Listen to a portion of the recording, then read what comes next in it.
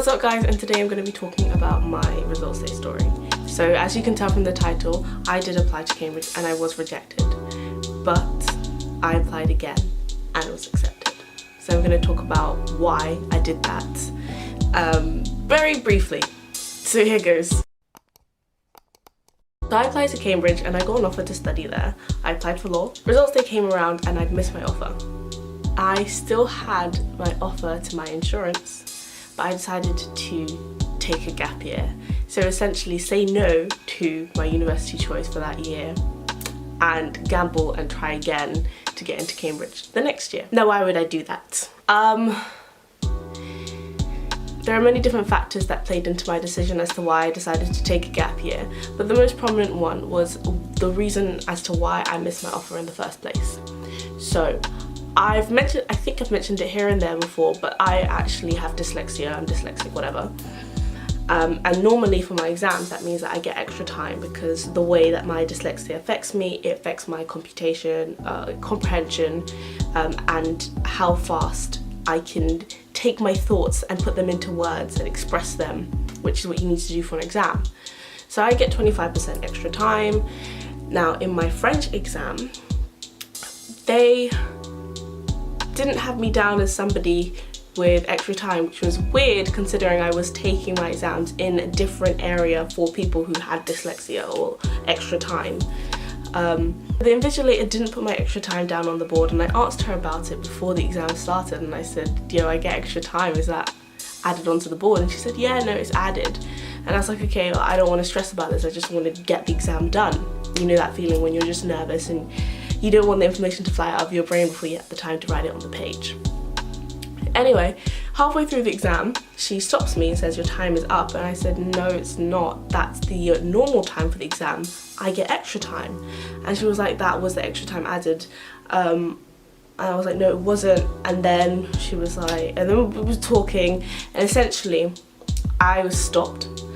And she went to go and check with the exam coordinator to see if I actually got extra time or not. So in that time, obviously the time is still running.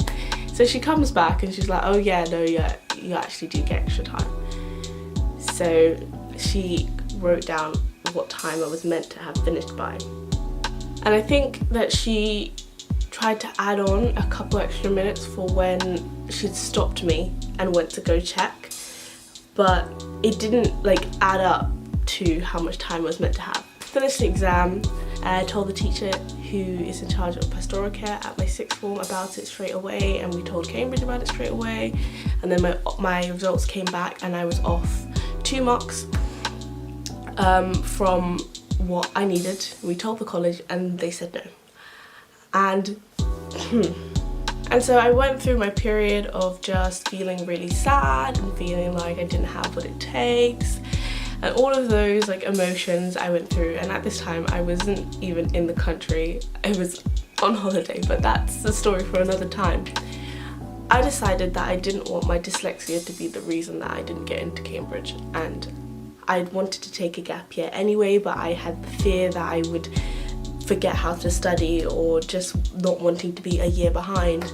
But this gave me the perfect reason to take one and try and see if I could get in. And then even if I then decided that I didn't want to go to Cambridge, at least I knew that the reason why I wasn't there was for my own reasons.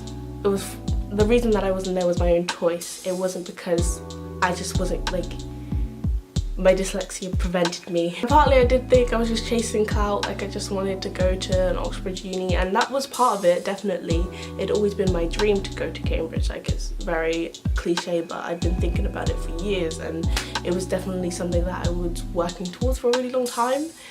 And I was really close. I'd gotten my offer and I made the grade in almost all my papers, except for that one paper where I had an actual reason, and so it was I'm not gonna let this stop me anyway. Me taking that gap year was the best decision I could have made.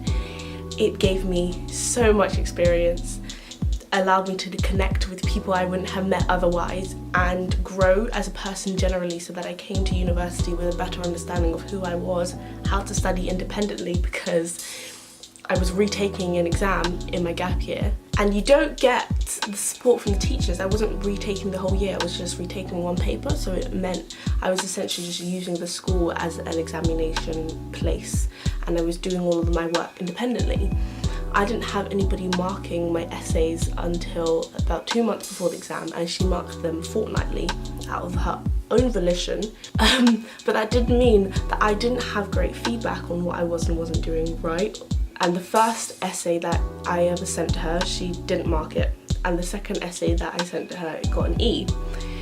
And then it went up to a D. So I was like, okay, it's improving, but I need an A.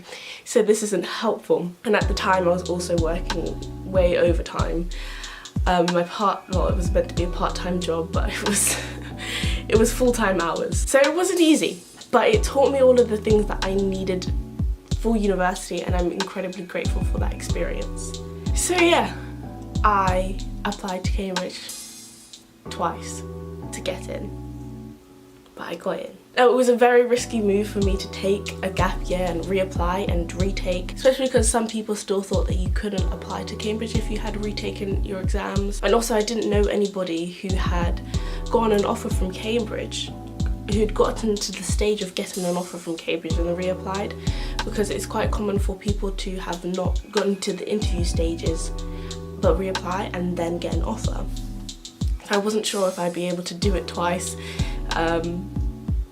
It was nerve-wracking and scary and stressful, but overall I'm incredibly grateful for the experience and the journey, and it's allowed me to show people that you can also do the same. A lot of people think that in order to go to Cambridge you have to be like super amazing with 5 A stars and just an impeccable, spotless academic record, but that's not the case. Cambridge accepts excellence, but excellence doesn't take just one form. And my journey was very different to other people's journey to get to Cambridge. But it doesn't matter what direction you take, it's still your journey. If you get there at the end, that's what matters. My life has prepared me for the journey that I've had to take. And no matter what stage you're at now, whether it's with academics or studies or in this COVID-19 craziness, your life is preparing you for the journey that you have to take. Results day this year is going to look very different to how it normally looks, but overall take solace in the fact that even if things don't work out according to plan, you don't know what the long-term result will be and where you'll end up. But if you keep persevering and pushing to your best, I can promise you that you'll end up in a better position than where you started. I filmed this video actually a year ago, and I said some things in there that I think were pretty good, so I'm just gonna put them in here. Why not? But at the end of the day, I'm a really curious person, and I would have always asked the question, what if I never decided to take the chance on myself and try again? But I don't care how many times you've heard it, your results do not represent your brain power. They do not show your raw ability, because I took an exam twice and got 2 different results, but it's still the same me. It doesn't matter what direction you take, it matters what you do with that journey. So there's this Guardian article that details this girl's experiences on results day, who didn't make her offer and went through clearing and had a completely different experience to what I've had. And in the end, she managed to heal herself as well. I will leave the link for the article down below. Overall, my message is to not allow results day to define you and to go for what you want. I really wanted to be at Cambridge. I really wanted to prove to myself and to other people that had supported me that I could do it, and I did, and I love it here.